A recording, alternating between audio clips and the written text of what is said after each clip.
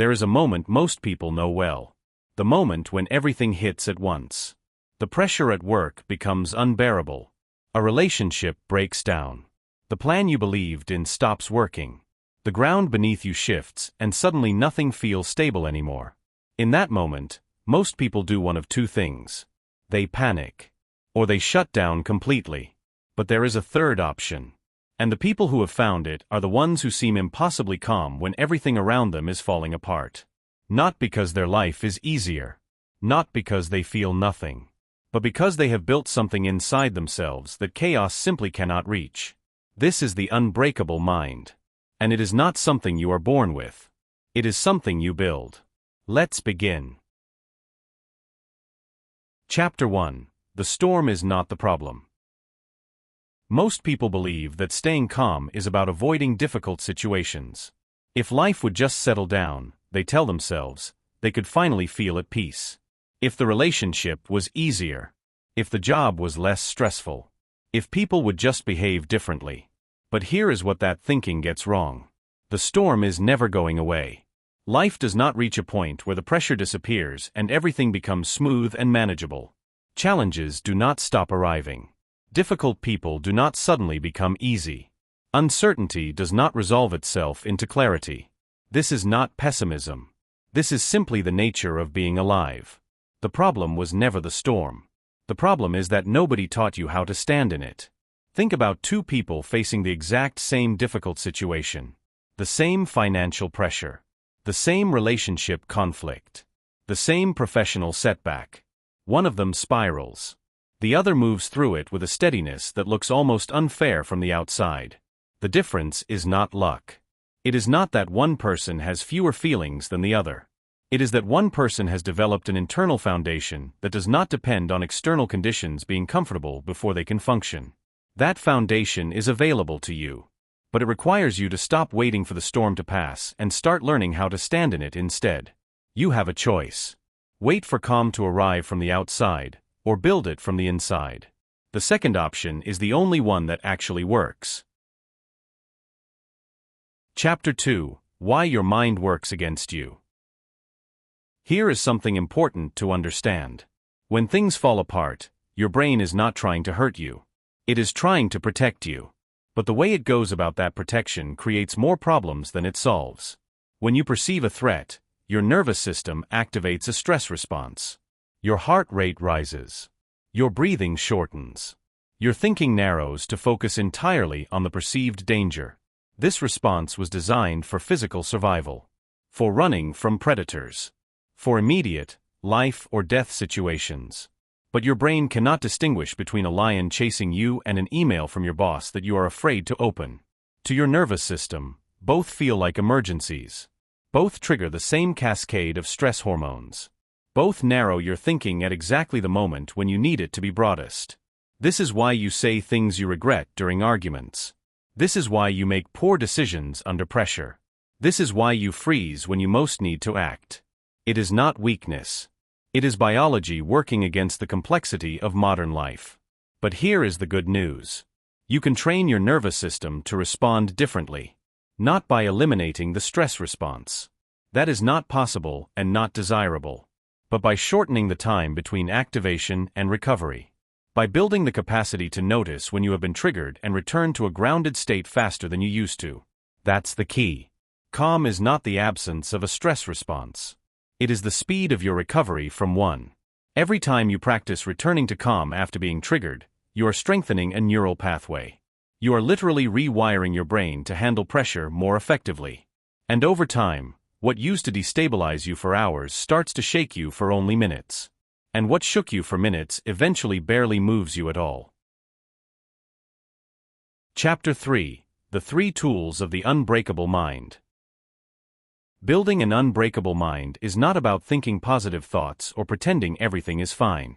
It is about developing 3 concrete, practical capacities that work together to keep you grounded when life tries to knock you over. The first is breath. This sounds too simple to be powerful, but the science is clear. Slow, deliberate breathing directly activates the parasympathetic nervous system, which is the body's natural calm response. When you feel the pressure rising, 5 slow breaths with a long exhale is not just a relaxation technique. It is a physiological intervention. You are manually overriding the stress response with your own body's chemistry. Do not wait until you are in crisis to practice this. Build it into your daily routine so that it is automatic when you need it most. The second is perspective. In the middle of a difficult moment, everything feels permanent. The problem feels like it will last forever. The pain feels like it will never ease. The uncertainty feels like it will never resolve. But almost nothing is as permanent as it feels in the moment you are living it. Train yourself to ask one question when things fall apart. Will this matter in 5 years? Not to dismiss what you are feeling, but to restore proportion. Most of the things that consume us today will be minor footnotes in the longer story of our lives. That perspective does not remove the difficulty, but it removes the catastrophe from it. The third is action. Anxiety grows in stillness. When everything feels out of control, the fastest route back to stability is to identify one small thing you can control and do it. Not to solve everything at once. Just one concrete action. Make the call. Write the list. Take the first step. Action interrupts the spiral. It sends a signal to your nervous system that you are not helpless. And that signal, even from a small action, begins to restore the sense of agency that difficult situations take away. Breath. Perspective. Action. These are not complicated. But practiced consistently, they become the architecture of a mind that holds together when everything else does not. Chapter 4. Who you become on the other side. Here is the truth that most people miss when they are in the middle of a difficult period. The challenges you are facing right now are not interruptions to your development. They are the development.